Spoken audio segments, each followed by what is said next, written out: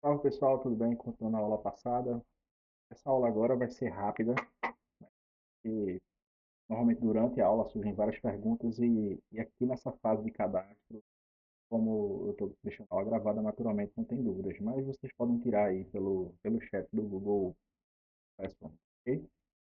Então, nesse capítulo aqui a gente vai falar um pouquinho sobre cadastro e declarações e aprofundar um pouquinho o conhecimento aí sobre a questão da obrigatoriedade de certidões trabalhistas federais, regime tributário. Aí vai, né? O primeiro cadastro seria a questão do CPF, né? O CPF, ele é feito por pessoas, né? Parece óbvio isso. Entretanto, não necessariamente a pessoa tem que estar viva, né? A pessoa pode estar morta no CPF, né? O caso do CPF de espólio, bem? O, ele nasce junto com a pessoa, né? Então, o CPF, ele não é um documento de identificação, é um cadastro tributário vinculado ao Ministério da Fazenda, bem? É o cadastro único gerenciado pela Secretaria da Receita Federal, onde são armazenadas informações dos contribuintes obrigados à inscrição ou inscritos voluntariamente, de acordo com o artigo 3º da Instrução Normativa da Receita Federal de 2015. Não, gente, o CPF não é de 2015, é de 1970, mas aí ele foi sendo atualizado. Para vocês terem noção, antigamente não havia nem CPF para todo mundo, né? Dado que não necessariamente a mulher casada ela tinha CPF. Muitas vezes a mulher nascia, vivia, paria, morria e não tinha CPF. Usava o CPF do marido. Mas, com a quantidade de fraudes que existia antigamente, né, principalmente questão de obrigações tidas com menores, né, era muito comum antigamente a pessoa declarar até os filhos do vizinho aí como dependentes, porque as crianças não tinham CPF. Hoje eu fui registrar, hoje não, né? 6 meses atrás fui registrar minha bebê e quando cheguei lá já saiu o CPF direto do cartório. Por que isso? Porque a criança, o recém-nascido, né, ele é a nossa sacolinha. Por que a sacolinha? Porque todo mundo que tributa imposto de renda tem uma sacolinha com várias coisas, né? Então ela vai ter ali a escola da criança, plano de saúde, tudo isso que vai vir a ser dedutível na questão do imposto de renda, ele é sua sacolinha, né? Você vai, você leva. Em caso de divórcio, como acontece, né? Quem fica a guarda, quem vai sustentar a criança, quem é que vai poder abater? Então, se o pai ele tem uma criança que está sob a guarda da mãe, ele vai abater o valor que ele paga de pensão. E já a mãe vai abater ali tudo que se paga das despesas da criança, né? Normalmente quem pega a guarda é a mãe, né? Salvo nas exceções aí bem excepcionais das mães que não querem ficar com a criança ou de repente são imputadas ali de alto risco para a criança não ficar, né? O exemplo mais recente que a gente teve aí é daquela atriz que depois começou a trabalhar com o mercado de filmes adultos aí, André Surak, e no caso lá o pai pediu a criança de volta, né? Que ela foi mãe recente, daí o pai pediu a guarda da criança por entender que o ambiente que ela vivia era um ambiente ali turbado, né? Com pessoas estranhas entrando e saindo em casa. Então o juiz entendeu ali que não seria o caso dela continuar com a guarda da criança, né? Então, as pessoas físicas que estão obrigadas a se inscreverem no CPF são todos os residentes no Brasil, são contribuintes tributários, residentes no Brasil e no exterior, que praticam ou no exterior que praticam operações imobiliárias no Brasil. Solicitantes que possuem conta bancária no país, operam no mercado financeiro ou que possuem bens, né, imóveis ou móveis, ou direitos sujeitos a registro público.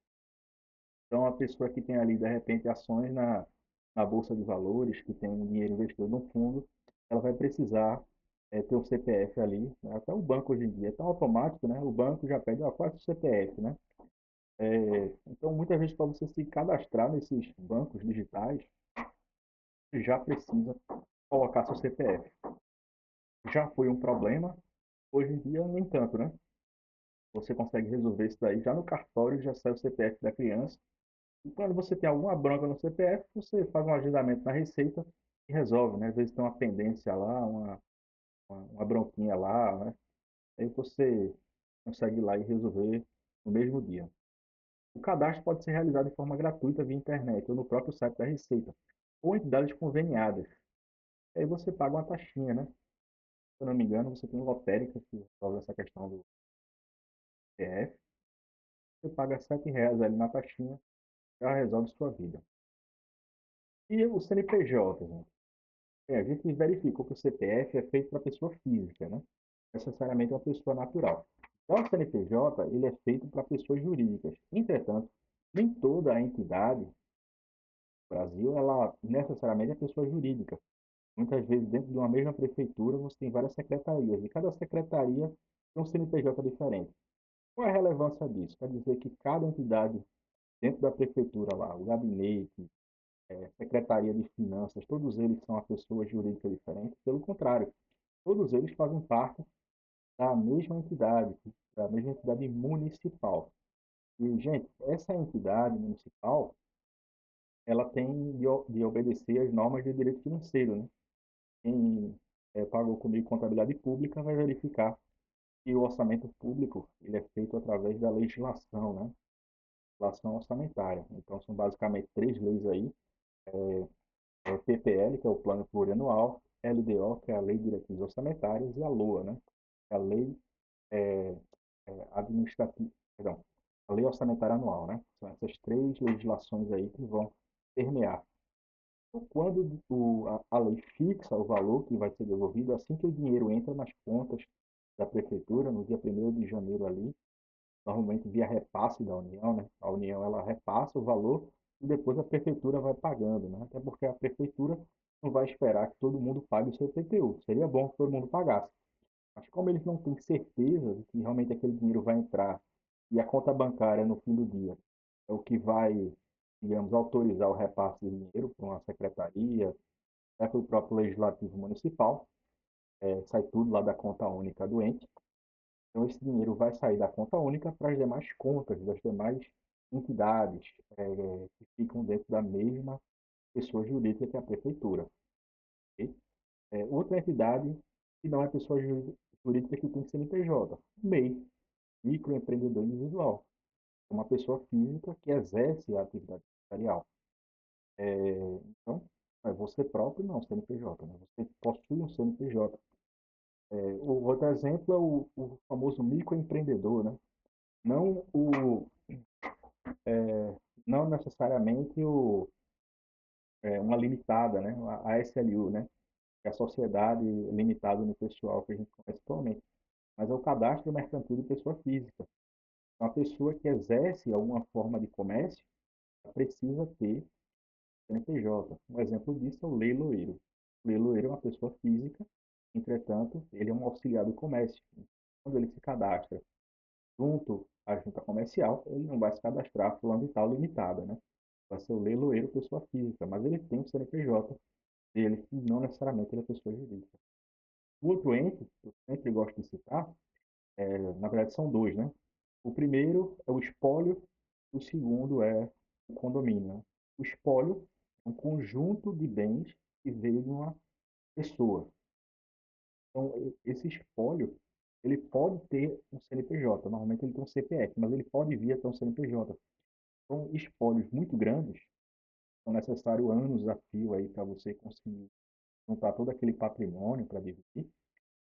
Esse espólio, ele muitas vezes vai ter um CNPJ. Um exemplo, sempre cito também, é o espólio do Arthur Lundgren, grande pai aí de paulista inteiro, né?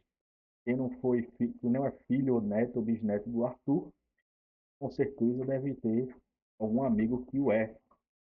Então, é um espólio tão gigante e tão antigo que até hoje ele circula, né? Até hoje ele tem dinheiro que não foi partilhado ainda. Então, esse espólio, ele tem um CNPJ. Outra entidade que não é pessoa jurídica é o condomínio. O condomínio, apesar de estar no local, mas ele não é considerado pessoa jurídica. Ela é uma entidade despersonalizada, porém que tem algumas faculdades da pessoa jurídica. Ele tem orçamento próprio, ele tem decisões próprias, né? O condomínio, por meio do seu síndico, ele pode fazer contratos, entrar com ações judiciais, ser, ser sujeito passivo nas ações, no caso, responder ações judiciais, principalmente trabalhos e tributários. Então, apesar de não ser pessoa jurídica, ele tem um CNPJ. Então, não confundir uma coisa com outra. CNPJ e o CPF são meros cadastros arrecadatórios, única e exclusivamente para efeitos tributários. Entretanto, na vida prática, virou uma verdadeira identidade, né? Tanto que existe um projeto de lei para, digamos assim, concentrar o cadastro da própria pessoa física no CPF e abrir mão da identidade. E, mas assim, olha, quem é fulano de tal? CPF tal. Vou dar um exemplo aqui pessoal, né? Minha mãe tem dois CPFs, mas não é porque ela quis. Ela era muito nova e teve de ir para São Paulo. Então, em São Paulo, ela não tinha nenhuma documentação dela daqui, né? Ela era muito nova, uma família muito pobre. Então, teve de tirar uma segunda identidade em São Paulo. E com essa segunda identidade, ela conseguiu obter um segundo CPF.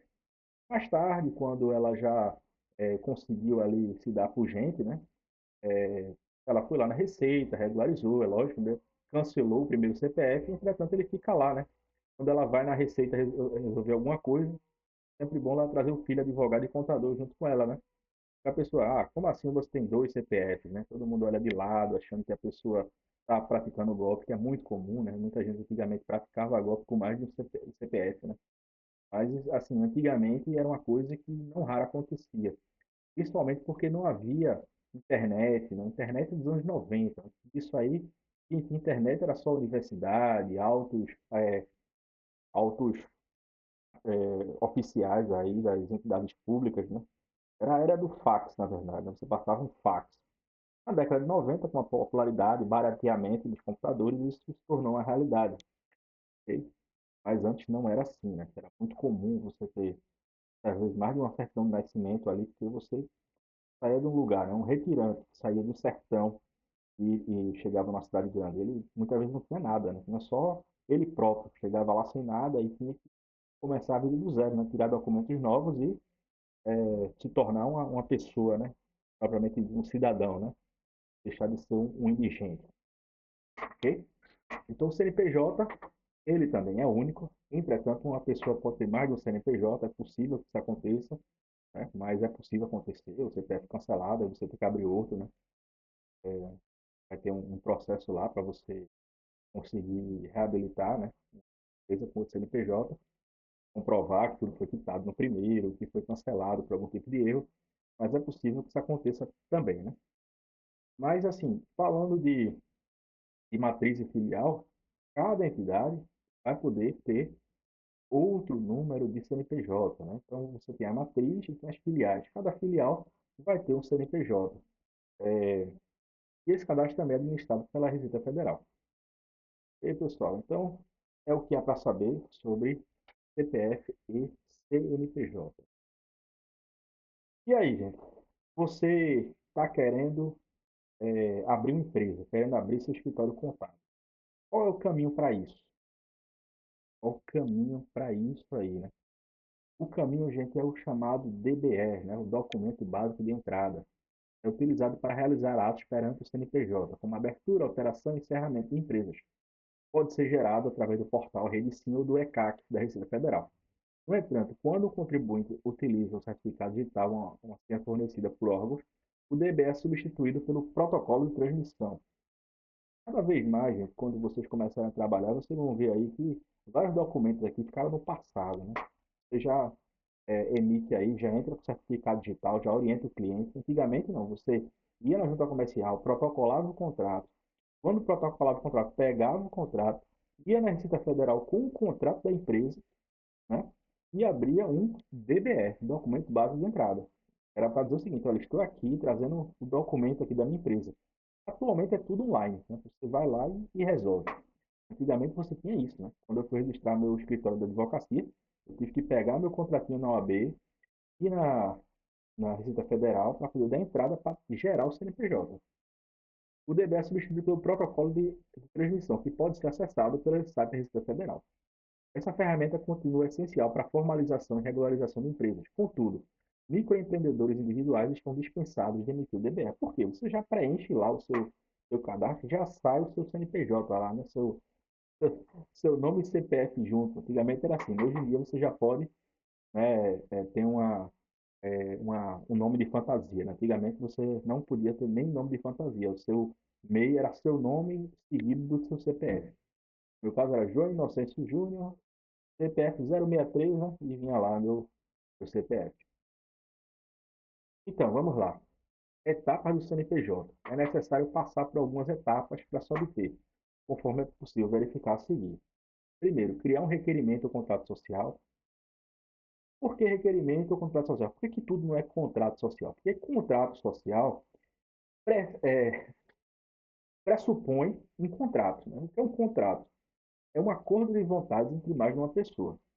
Antigamente, só podia ter uma limitada quem tinha pelo menos, ou melhor, tinha que ter pelo menos dois sócios. Você tinha o sócio e o sócio de R$ 1, né? Uma pessoa entrava lá com R$ 1. Uma pessoa tinha 99,99% e tinha um que tinha 0,01%, né? Era necessário ter um sócio de R$ 1. É a chamada empresa a brasileira, né? E é uma pessoa só para comprar, contar no quadro, né? Para dizer que era uma sociedade. Então, assim, essa hipocrisia, né, que uma sociedade pressupunha duas pessoas, né? Vem muito da nossa história, né? A sociedade tem que ter mais de uma pessoa, né? Para garantir ali que a sociedade não vai quebrar tão fácil, tem mais de uma pessoa envolvida, mas na prática, tem a pessoa que era sócio de ela tem mais de uma empresa.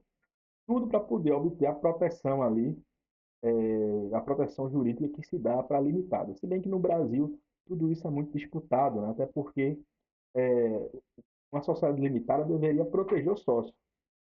Atualmente, né, com o sistema falimentar brasileiro, felizmente está tendo algumas mudanças, mas antigamente, né, a pessoa deveu alguma coisa, já vai direto no CPF da pessoa lá, já bloqueia a conta do sócio, não quer saber se tem uma pessoa jurídica, quer saber o seguinte: ó, você está devendo aí, a sua pessoa jurídica da devendo aí vai até na tua mãe ali para pegar dinheiro para pagar imposto, né?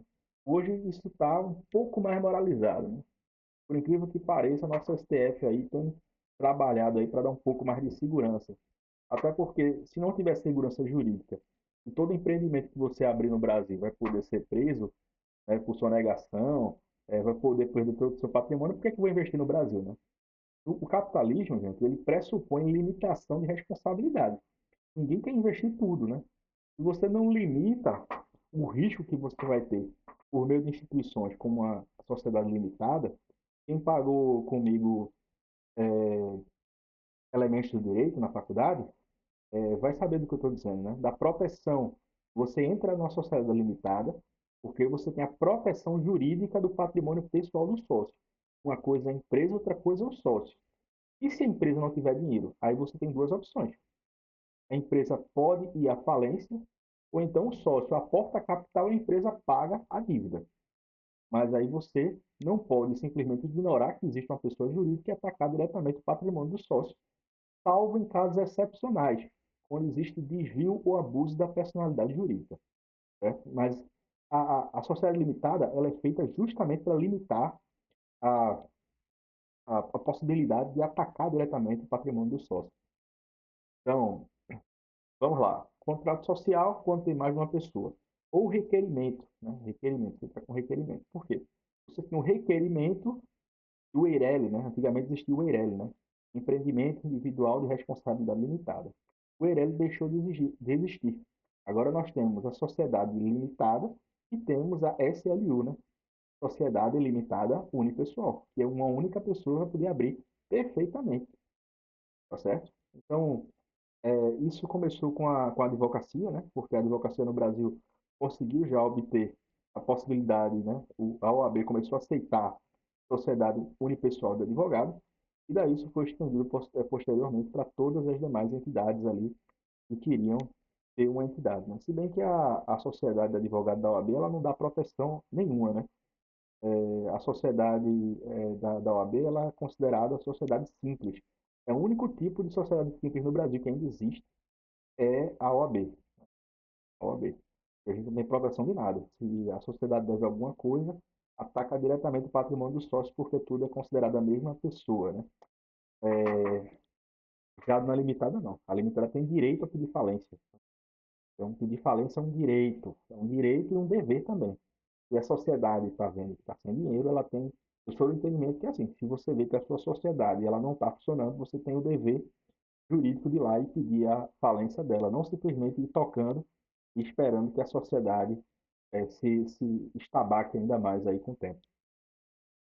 Estabelecer um modelo de empresa que, logicamente, ele está tipificando aqui o modelo que você quer, porque não existe só limitada, né? Você pode abrir uma empresa chamada Sociedade Simples, e ainda. Nosso Código Civil prevê você abrir uma sociedade simples. Também tem sociedade, que a gente chama de sociedade em nome coletivo, tipo assim, você tem uma sociedade onde tem mais de um sócio e eles são solidariamente responsáveis por tudo que produzem, né? Isso havia muito na sociedade de artesão, né? Você tem uma sociedade ali de artesão, onde você tinha o mestre e os aprendizes. É isso da Idade Média. Sim, gente, nosso Código Civil tem muita coisa que ainda é da Idade Média. A começar aí pela sociedade simples, né? Que é uma excrescência que só tem aqui no Brasil. Classificar a atividade econômica, o chamado CNAE, né? A gente tem um Cadastro Nacional de Atividades Econômicas, ou CNAE.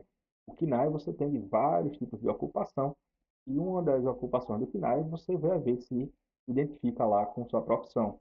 Dependendo do CNAE que você coloca, você vai ter obrigações adicionais. Um exemplo, a agência reguladora, em caso de posto de gasolina, vai ter que cadastrar NP, vai precisar, em caso de sociedade que vende alimentos, cadastrar na vigilância sanitária local, estadual ou federal, dependendo do porte e do tipo de atividade que você vai fazer, que envolva a questão do medicamento, questão de saúde, hospital, empresa de transplante, recolhimento de lixo hospitalar. Tem uma série de outros tipos de obrigações que você vai precisar cumprir dependendo do KNAI que você segue. Você vai precisar ter cadastro estadual ou municipal. Se a empresa for só de serviço, prefeitura. Se a empresa vender mercadoria, cadastro estadual, né? Você vai precisar abrir o seu cadastro estadual também, né? Na Secretaria da Fazenda do Estado. Então depende muito da sua atividade. Realizar um registro na entidade de classe, se necessário, sim, dependendo da entidade, com exceção que, gente, dos advogados.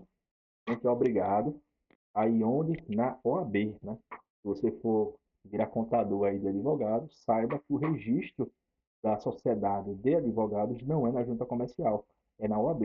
Então você vai lá na OAB, da sua subseccional, e protocola lá o contrato, paga as taxas, né? O contrato social fica na OAB e daí você vai e dá entrada no DBR, né? Ou no protocolo de transmissão. No caso da entidade, ser vinculada a alguma entidade regulada, exemplos, vamos citar exemplos aqui, o Conselho Regional de Representante, né? Você é representante de vendas, né? Então você vai ser obrigado a se registrar no Conselho de Representante. Se você for abrir uma factory, Conselho Regional de Administração, né? Uma factory, né? Ou factory. Se você for um restaurante, não tem. Você vai precisar ter o cadastro na vigilância sanitária. Mas se você for um dentista, vai precisar cadastrar no CRO, Conselho Regional de Odontologia, né? CREFITO, se você for da área de terapia ocupacional, né? Uma profissão aí que estava muito, mas muito em baixa. Daí foi descoberto aí o pote de ouro, né? Que são as diversas crianças autistas aí que estão vindo, né? Nunca se teve tanta criança autista como se está tendo agora, né? Diagnosticada, tá? Não que não existissem, mas diagnosticada tem várias hoje em dia. Então, o crefito, né? Ele tem aí, né? O crefito se não me engano, às vezes a entidade ela não tem grana para ficar com o conselho, então eles juntam, né? E em Pernambuco tinha, na mesma entidade, você tinha fisioterapia e também o conselho de terapia ocupacional. Os dois na mesma entidade. Você tinha o CREA, que antes era Conselho Regional de Agronomia e Engenharia, né? O CREA, Engenharia e Agronomia. Mas os arquitetos, eles não tinham grana, não tinha tanto arquiteto ali para ter um conselho. A partir do momento em que começou a ter, quando se começou a ter na, uma quantidade significativa de arquitetos para poder manter a sua classe, né, foi criado o CAU, Conselho de Arquitetura e Urbanismo, o CAU. E o CREA, que antes albergava lá nos seus quadros profissionais arquitetos, né, saiu do CREA, abriu a própria agência, né? Agência não, o próprio conselho de classe. E, é, então, dependendo da atividade, vai precisar se registrar na entidade. Fazer o registro no cartório junta comercial. Isso aqui já é óbvio, né? Você vai lá e resolve isso. Inscrever empreendimento na Receita Federal, Estado e Município. Receita Federal, obrigatório. Município, também prefeito de regularização municipal. Né? Todo mundo é obrigado a se registrar no município, pelo menos para o alvará de localização.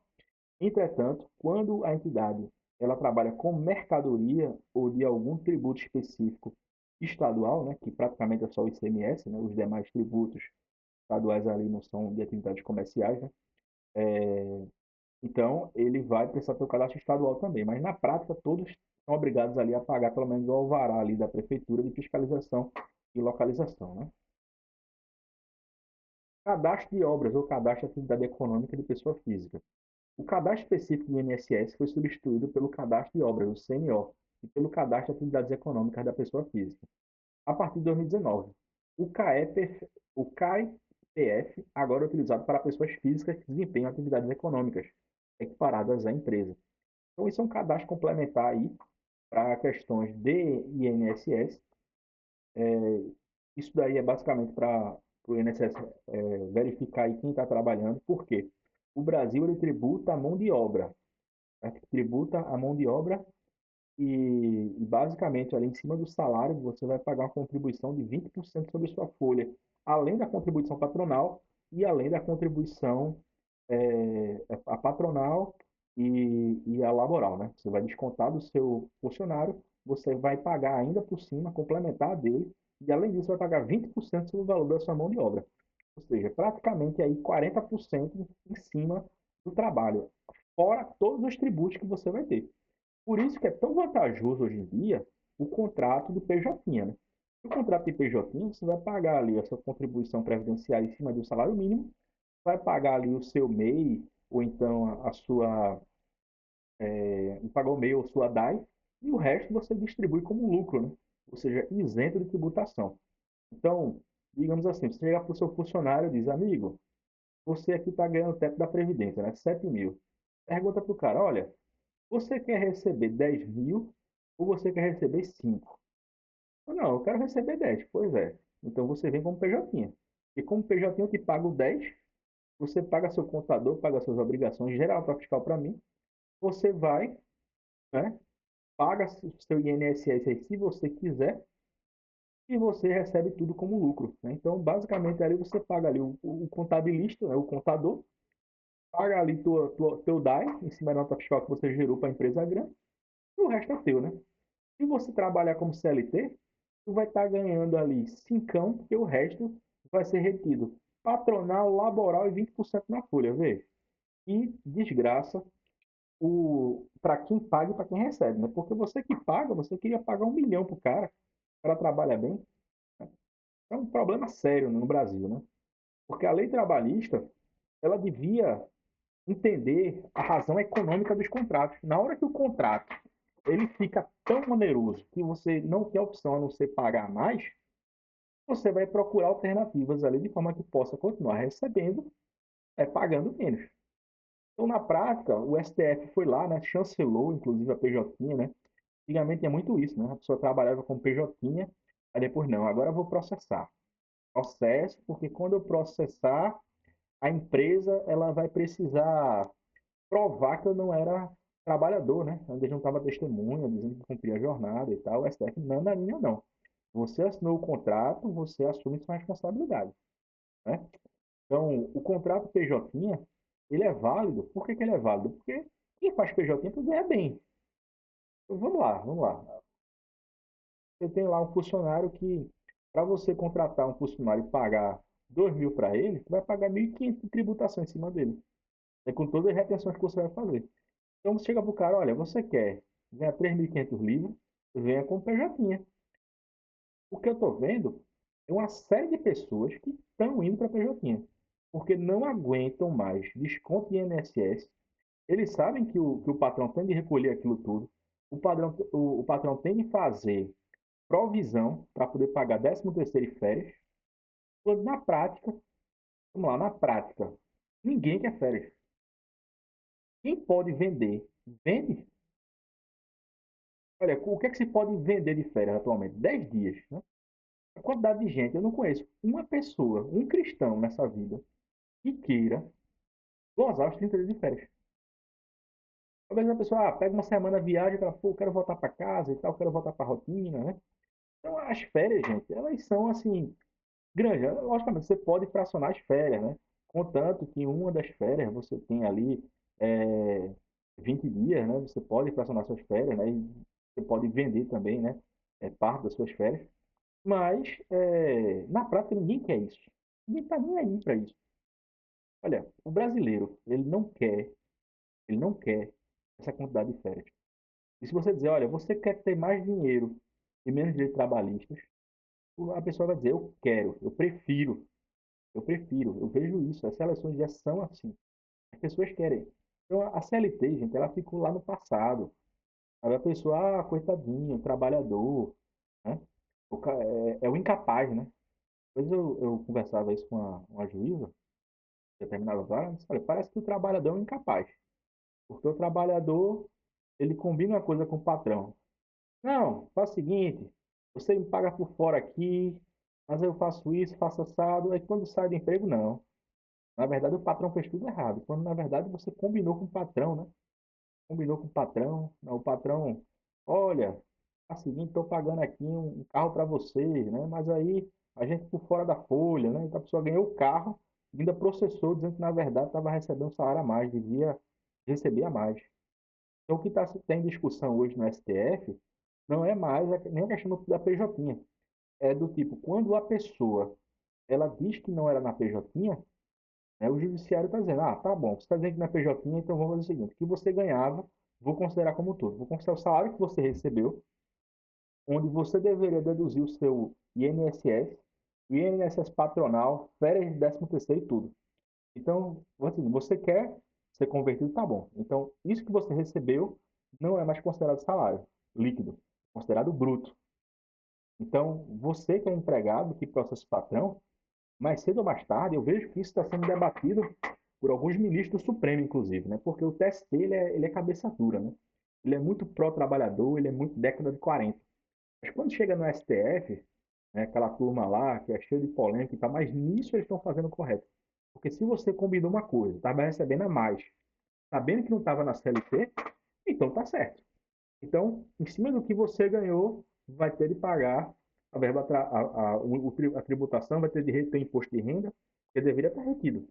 Então, você tem que pagar. Né?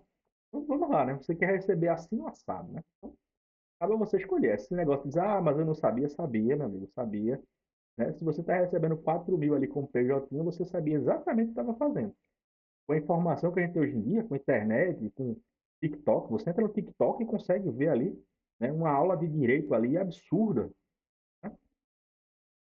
Então, gente, voltando aqui um pouquinho para o CNO, né?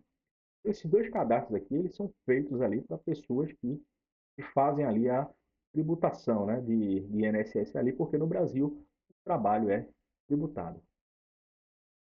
Então, você tem aqui, né, o link aqui, né, migrar cadastro específico de INSS, o SEI, que antigamente era o SEI, né? O SEI com C aqui, né? Para o cadastro de atividade econômica, né? CAEPF. Né? Então, se uma pessoa já possui uma matrícula no SEI, faça a inscrição no estabelecimento, no CAEPF, fazendo a vinculação dos cadastros. Vamos lá. Pessoa física aqui, no cadastro específico aqui do antigo SEI, né? Pessoa física, documento de identificação original ou cópia do contribuinte e do representante legal.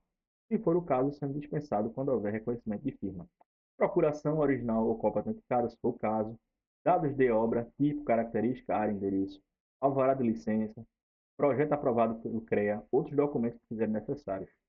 Já a pessoa jurídica, documento de identificação do contribuinte e do seu representante legal. No caso, contribuinte aqui é a pessoa jurídica, tá? E do representante é o sócio administrador. Não confundir os dois. O caso, sendo dispensado quando houver reconhecimento de firma. Procuração, original e cópia, dados da obra, né, alvará de licença, projeto aprovado pelo CREA, contrato de prestação e outros documentos. Ok? Nós também vamos ter aqui o cadastro de imóveis rurais, o chamado CAFI, que ainda existe, continua sendo administrado pela Receita Federal, contendo informações sobre imóveis rurais e seus titulares.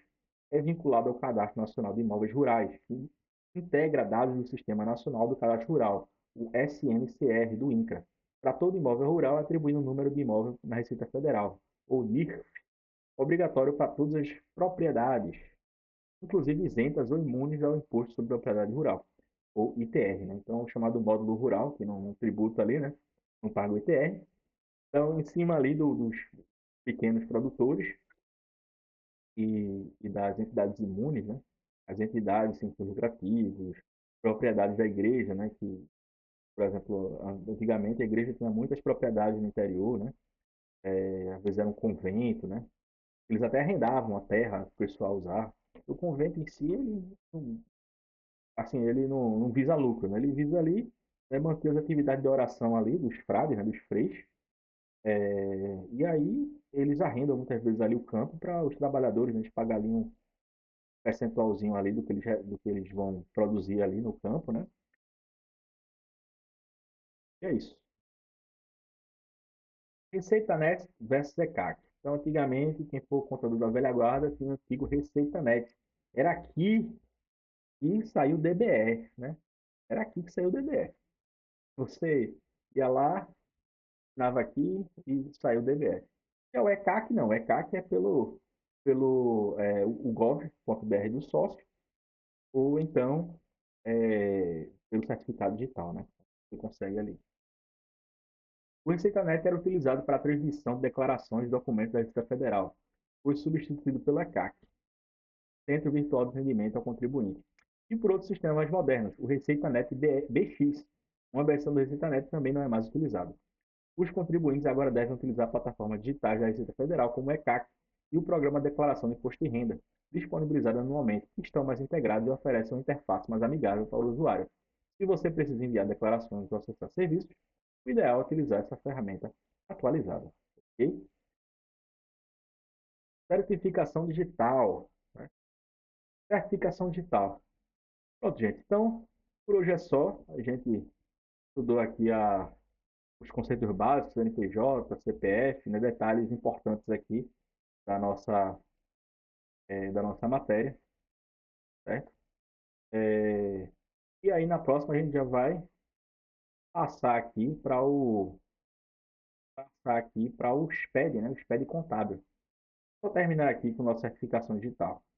O certificado digital é uma entidade digital que permite a certificação de forma segura, tanto de pessoas físicas como jurídicas. Conforme a CertSign, ele garante autenticidade, confidencialidade e integridade e não repúdio nas operações que são realizadas por meio dele, atribuindo validade jurídica. Portanto, é possível assinar eletronicamente de forma segura os documentos, proporcionando assim veracidade às informações, de acordo com o Instituto Nacional de Tecnologia de Informação, o ITI. Essa assinatura é um documento eletrônico, gerado e assinado por uma empresa confiável, sendo esta uma terceira parte, conhecida como autoridade certificadora. Né? Essa autoridade certificadora é obrigada a seguir regras definidas pelo Comitê Gestor da Infraestrutura de Chaves Públicas Brasileiras, no qual é associada a entidade, pessoa física, jurídica, processa a um acesso criptográfico. Né? Criptográfico, né, a gente já falou sobre isso lá em cima, né, na nossa aula, nas nossas aulas do produção, significa segredo, né? Então, cripto, né? Cripta, né? Criptos, né? Criptografia, significa segredo, né? Então, a criptografia, vem do grego, né? Segredo, ela protege ali com senhas o material que tem aqui. Então, para você quebrar a criptografia aqui de um pendrive desse aqui, né? De um token desse aqui, né? Em formato de pendrive, você levaria aí um computador quântico cerca da duração do universo. Né? Se você conseguisse gerar aí 1 milhão de senhas por segundo, você demoraria a duração do universo ali para conseguir quebrar uma criptografia, para vocês verem como é forte uma criptografia disso aqui, né? aqui só não é mais forte do que a blockchain. A blockchain mereceria até uma aula, mas não é objeto aqui da nossa, da nossa matéria. Então, uma entidade, ela existe por causa da lei de chaves públicas, né? O Instituto Brasileiro de Chaves Públicas, ou comitê. Então, a chave pública, ela é uma forma de assinatura de garantir que existe uma certificação e ela é auditada pelo Comitê Gestor da Infraestrutura de Chaves Públicas, né? Pagam ali uma fortuna. É por isso que quando você vai fazer um token digital, o pessoal é cheio de cri-cri, né? Não, mas você tem que estar aqui, tem que assinar, tem que botar o dedo, porque se eles errarem, eles pagam uma multa altíssima para o comitê gestor. Certo? Então, para evitar que isso aconteça, por isso que tem essa burocracia. Mas é melhor você ter uma chave pública, é melhor você ter ali um token criptográfico do que toda vez ter que pegar sua assinatura e ir no cartório, não é verdade?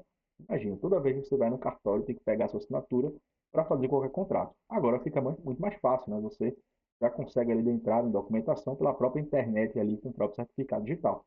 É inegável que isso foi um avanço. Aí a pessoa diz, não, mas isso aí é no mundo todo. Não é. Na Alemanha não é assim, na Itália não é assim. A turma lá, né, continua muito no cartório. Salvo alguns lugares no mundo aí. E alguns lugares são mais baratos que no Brasil, né? Por exemplo, nos Estados Unidos, qualquer pessoa ali pode ser um tabelião, né? Basta você se cadastrar ali na prefeitura e você pode reconhecer a assinatura. No Brasil, é uma marca, né? A gente sabe ali que tem um concurso público ali que você é titulado em cartório para a vida toda, né? E isso, para bem ou para mal, é o sistema brasileiro, né? Então, você tem ali cartórios e o cara passou no concurso e pode cobrar o quanto ele quiser ali na hora da escritura, né? É um absurdo, é um entrave na nossa economia, mas é o que o Brasil tem aqui, isso não vai mudar, lamento dizer. Eles estão um lobby muito forte no Congresso. Beleza, gente? Então, por hoje é só e até a próxima. Valeu!